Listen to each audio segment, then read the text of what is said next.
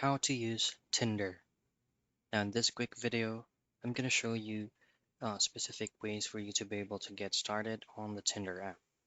First is go into your Google Play Store or any app store available to use on your mobile device, and then look for the Tinder application. This is going to be the application that we're looking for.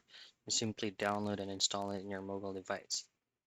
Now once downloaded, open it, and then you just simply allow all notifications.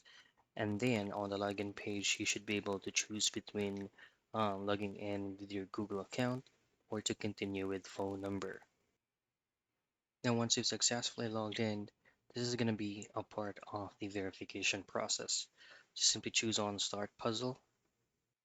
Now, once it is completed, this is going to be the location that you need to turn on. Now, this is going to be your home dashboard. Below is your swipe, explore, likes, chat, and profile.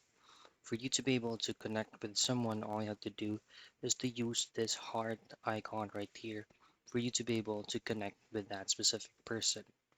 And that's basically it. That's how you use the Tinder app.